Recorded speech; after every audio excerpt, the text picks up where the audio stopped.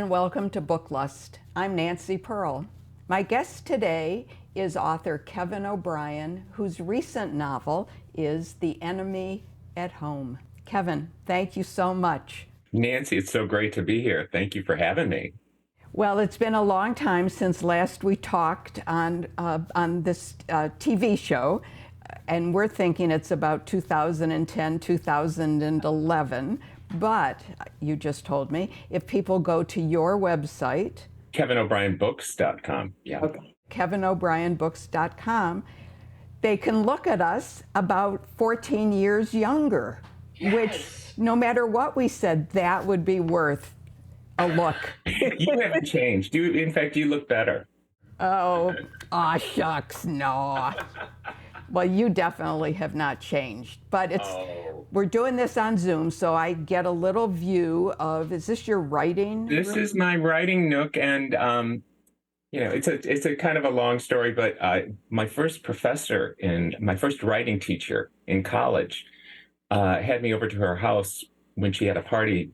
She was so great. Her name was Ann Powers, and she was a writer also. And she was the first teacher that ever told me about the business of writing, getting the writer's market book and trying to find an agent and everything else. And she kind of let us go off on our own for writing. And she invited just a few of us to a party that she had with agents and authors and stuff. I mean, talk about great, at her house. And she had her framed book covers all in one room. And so I was like, if I ever get published, that's what I'm going to do. So this is right here. I don't know if you can't see it, but you can see one of them.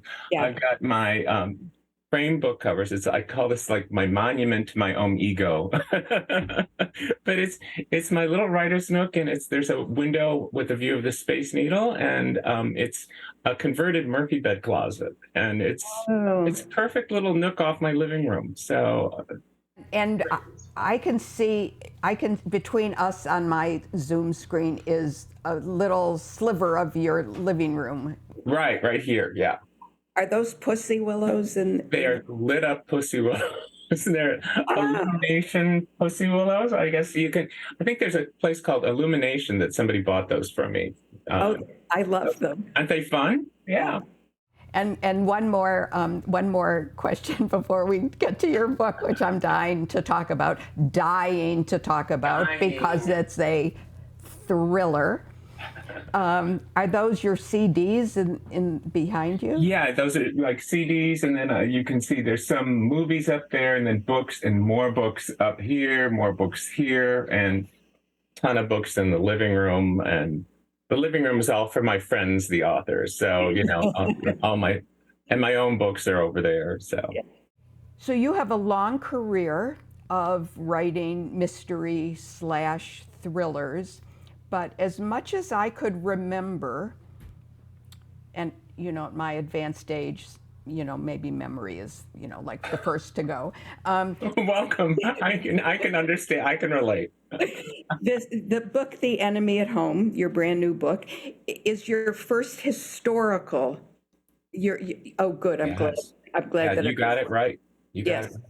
So, give us, when you talked to your agent about this book, before, while you were working on it and, thinking about it maybe, at what stage do you talk to your agent about it? Like, when did you, and how did you describe this book? Well, I actually had the idea about 10 years, probably around the time we talked last. And I just thought I'd love to write something set during World War II on the home front, where there's a serial killer out there murdering Rosie the Riveters. And I just that idea stuck with me. And I usually deal directly with my editor first and say, we'll bounce ideas off each other. And I threw this at him, and he was like, you're very successful at contemporary. And he said, this is going to throw a curveball at your readership, and they might not be ready for anything historical. So he said, yeah, I think you should just keep doing contemporary thrillers. And so I kept doing contemporary thrillers, and in one of them, called Unspeakable, I had a lot of flashbacks to the Seattle World's Fair because there was a serial killing going on during the Seattle World's Fair. And I loved doing the research. I just, it was fascinating. And to work in all this thriller element into the real history of it was just so great. So I got like this taste of what it would be like to write a thriller. And so come the pandemic and come retirement age, I was sort of reassessing, reevaluating my career. And I told my agent, I said, I want to shake it up. I want to do something different. And she was like, no, no, I think you should. I was getting the same, nah, nah. And I talked on the slide to my editor, and I said, I want to go back to that World War II idea because I said, the whole motivation behind this guy could be, I'd seen a, a mini series on Ted Bundy, and I'd read Anne Rule's book too. God rest her soul, I love her. And they were talking about part of the motivation that he had was that the women's liberation movement, that he was like sort of threatened by that. And I thought, this is the same thing for the serial killer for the Rosie the Riveters. These are women in power, women who are heroes for the war, and he would be very resentful of that. And I pitched that at my editor, and he was like, World War II is hot too right now. And he said, I think you should go for it. And so I ended up having to actually fire my agent because she just wanted to kind of keep doing the same thing over and over. And I said, guess we're going to have to go our separate ways because I really want to do this book. And so, and I'm kind of glad I did because I really enjoyed this book. I really loved doing it. I had insisted that it be in trade paperback rather than just paperback because so I had some stipulations before I decided to start firing people. Like before I started to really really get tough. I kind of thought, well, what do I want out of this book? I want to have it reviewed. Um, I want to have it in trade paper because mass market is really kind of a dying genre. So anyway, so I know that's the longest winded answer. No, I'm glad. I loved it, but I can't. I mean, the thought of firing your agent and knowing you. I mean, I don't know you well, but I certainly know you a little bit at least. That must have been so hard for you. It was tough. It was really tough because my career, I had hit a peak, and I think I was noticing the sales were kind of dwindling, and part of me blamed it on the fact that I was churning out the same type of book all the time and never shaking it up and doing something different. And the fact that mass market is there was just, it had peaked already too. So I wanted to kind of shake it up. And I don't think if I wasn't retirement age and getting my railroad pension, I would have done it. But I thought, I have nothing to lose from this. Definitely, I guess I do, but I'm not going to go to the poorhouse because of it. Right. Wait, what railroad pension? I worked for the railroads from 1980 to 2000, no, to 1997. And yeah, What? so, oh yeah, I thought you knew that. I was working for the railroads and writing at night, and I would do all my writing in Best Westerns and stuff because I was always traveling. And this was before the days of the computer. And so it was like I can either go to the Red Lion Bar or watch a Brady Bunch rerun, or I can do my writing. And actually, it was the perfect job for somebody who wants to do something else because I was traveling all over the Pacific Northwest, so I got to see so much of this area of the country and got to meet a lot of interesting people. And it was just a perfect training ground. I couldn't have asked for a better, job that would keep me like in my own. Occasionally, I had to work with somebody, which was a pain in the neck because I was suddenly on their schedule and they'd want to go out, to dinner, and then they want to go out afterwards to some bar or something, I'd be like, oh God, help me. I've got a chapter to write. Oh, I was going to ask you what your job was. I was a transportation inspector, and I would go from one freight house to another and look at their records and to see if they were correctly reported to the Association of American Railroads. And I'd go out in the freight yards and check the cars to make sure they were secured properly. You know, the doors weren't open on a loaded car. And then it got really technical. Like in 1992, I was doing hazardous material inspections. So I was, I was dealing with a lot of dangerous stuff. And I was like, I got to get out of this job so badly. So I had that job, like I say, from 80 to 97. And I published 2 books while I had the job. When I published my first one, I told Terry Brooks, I had met him the first time I got published. And I said, well, I'm going to quit my job soon. And he's like, Kevin, don't do that until you know that you have enough to live on for a couple of years. And so when I published my book, Only Son, there was a movie deal connected to it and a Reader's Digest deal connected with it. And that was in 1996. And I really seriously thought about leaving. And then the railroads offered me a buyout. I was like, okay, timing is perfect. So that's when I retired from the railroads, but I still get a check now. And you can sing "I've Been Working on the Railroad." Oh, the live long day. Long day. And a Best Western at night. So if you look at some of my books, there's like every couple of books, there's a dead body in the railroad yards or something like that. Yeah. That's so. Oh, I love that story. Yeah. So do you think that? Let me start a different way. The framed pictures, the framed covers that you have on the wall, and you're sitting there typing, using your computer, writing your books. Are those daunting, or are they encouraging? I think they're more encouraging. You do sometimes. I think I was watching Lori Frankel talking to Claire Dieter when Lori's new book, Family came out.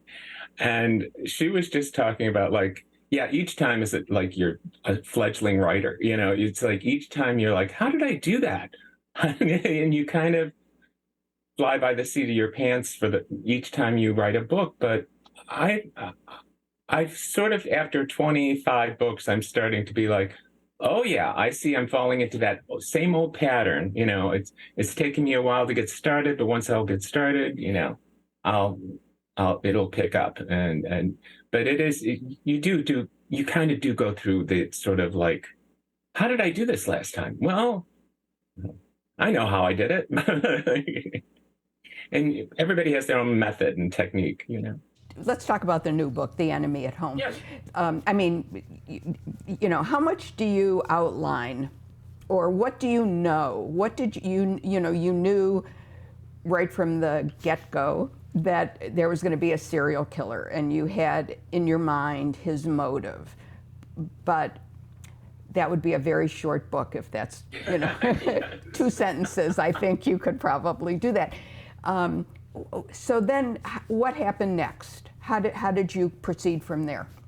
Well, your question, I do outline all the time. I learned that like the hard way. I had 2 mainstream books. My first 2 books were sort of mainstream. They weren't thrillers. And when I started writing my first thriller, I just kind of flew by the seat of my pants and wrote it and realized that it's not working. I had no idea how it was going to end or anything else. And so I had to stop and just backtrack and write it all over again, threw out so much of it and added so much. And so I realized it's much easier to write with a guideline. So write an outline.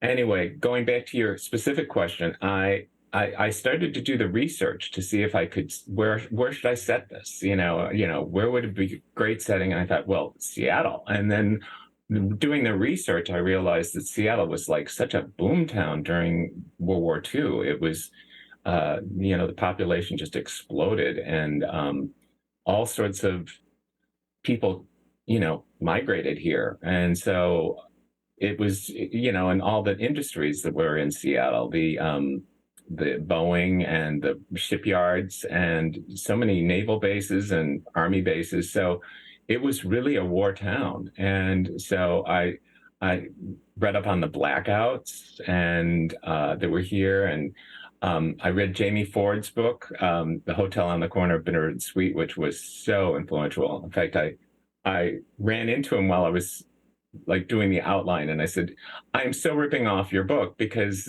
I said, I have a scene I think I'm going to do in Pioneer Square during World War II, and you just kind of really set it up for me. And he was like, oh, go ahead, go for it. I don't own Pioneer Square during World War II. So I was like, yeah, so I really, really enjoyed doing the research. And one of the one of the things that I went through because of the retirement and the pandemic was I'm going to take a year off for a change and actually do research and just take notes. And because when I published my first thriller and it hit the USA Today bestseller list, I got this congratulations from John Saul, and he said, you're going to have to write a book a year, every year for the rest of your life if you want to stay in this business. And so I was like, okay. And I did churn out about 23 books for 23 years. And this one, I just said, I'm going to take my time with this and really have fun with the research. And so a lot went into the research, and my outlines are kind of, they're not really outlines with bullet points. It's like a mini novel. And I submit that to my agent, not to my agent, to my editor. And I make it as entertaining as possible. And it's like he's reading a mini version of the book. And it was this one was 140 pages. And he got it, and he was like, this works. Yeah, and he had a couple of problems with it. And then I started writing. I got my check. That's the important thing. I got the advance money, and I started writing. And one of the benefits to that is that there are no surprises when he gets the book. He's like, he pretty much knows where it was going, and just a few minor changes were all he asked for. So I know some editors really get tough on their writers and are like, yeah, I want you to change the main character. I want it to be a woman instead of a man, and like, I hear these nightmare stories, and I'm like, it usually takes about half a day to make the changes that he wants. Do you think that, did you grow up in Seattle? No, I grew up in the Midwest. I grew up in Chicago, the Chicago area. I'm from Detroit. Oh my God, so Midwesterner. Totally. Yeah, in fact, right now I'm reading The Great Believers. Yeah. And it's so interesting because my sister lives on the same block that the protagonist lives on. And so I'm like, I know all this area. I'm like, my God, this is amazing. So that's a wonderful book too. Oh, it's so good. There's just one chapter in that book. I don't usually cry about over a book, but there's one chapter in that book where I just wept. Oh, I bet you it's coming up. Because this guy's living. You can just tell he's like on the edge, like living on the edge, and he's, constantly worried that he could be sick, and I'm like, he's not. I'm not sure if he's gonna make it or not. So. It's The Great Believers by Rebecca Mackay. So our viewers can not only check your books out, but check that one out. And so we'll know, they'll get a feel for the kind of book that you like. Yes. But they have to read my book first, because I'd rather have them read mine first because Rebecca's is really, really well done. It's like, it's one of those books she'll have him make a grocery list or something, and you're fascinated. You know what I mean? I wish I had that ability to get inside a character's head so much that the reader cares just about something trivial, and Yeah. But she's less interested in plot, perhaps, than you right. are. Yeah. I keep telling myself that whenever I read a book with great characters or something, I'm like, well, I'm okay at plot. I'm good at plot. So your next book is going to be another historical.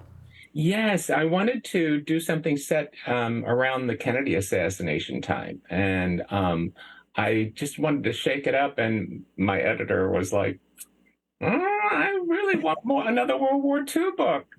So he had a sort of an interesting idea about like the show The Americans, where there could be like a Nazi family living somewhere, like a husband and wife and Oh, maybe a right. kid, Yeah. and a neighbor would start to suspect that something's off here, that this family's a little too weird. And so I like the idea a lot, and I've kind of run with it and had a lot of fun with it. But I do feel a little bit of been there, done that, and I'd like to move on. So if he wants another World War II thing, he's going to have to. I'm probably not. This is going to be the last of the World War II books for a while. But I love that time period, especially in Seattle.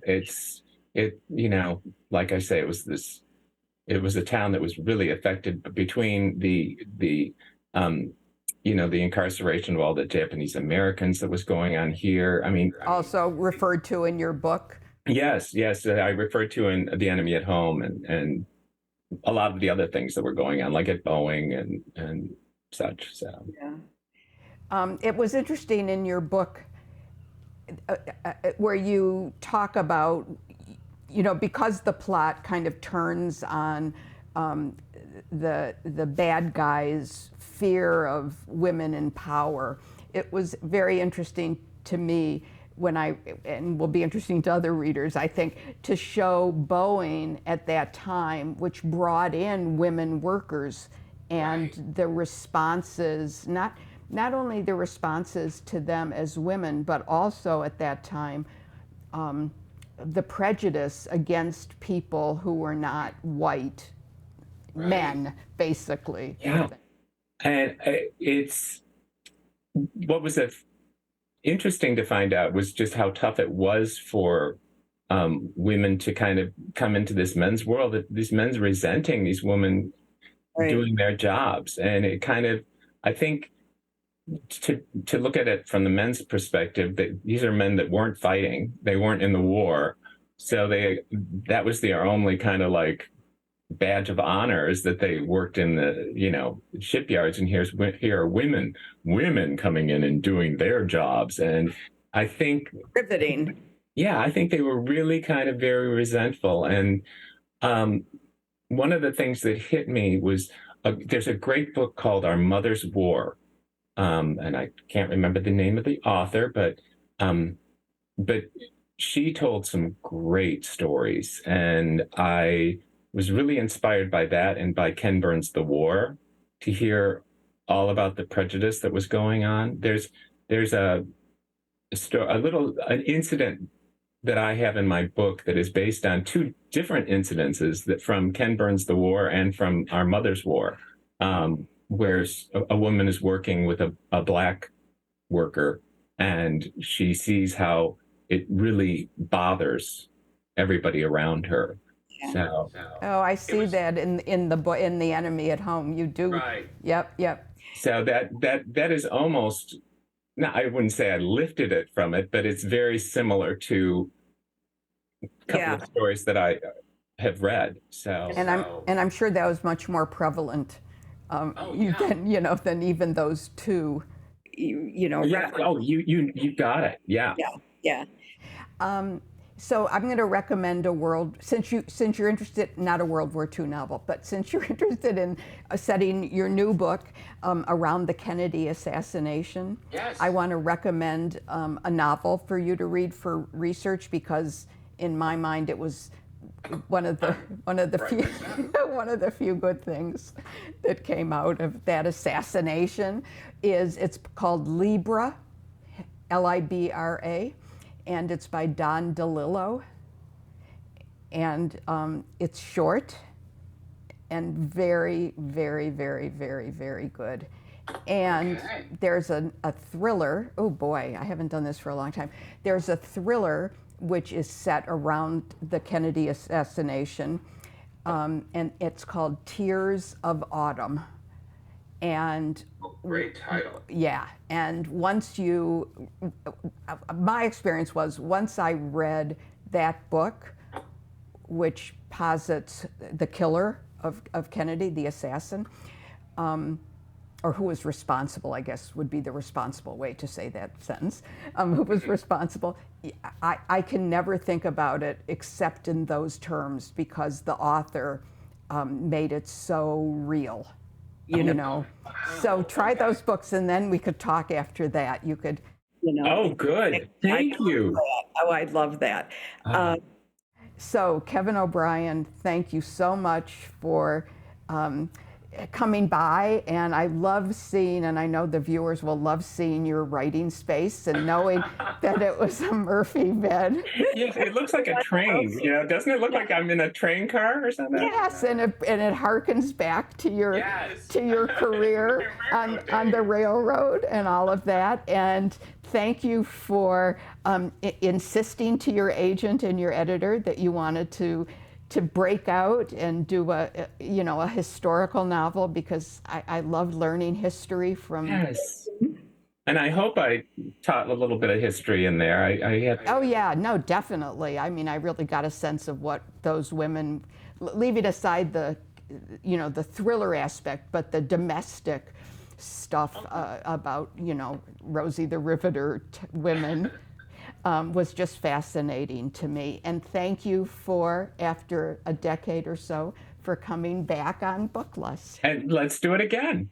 Absolutely. Within another decade, for sure. Okay. Thank you, Nancy. You're welcome. Thank you.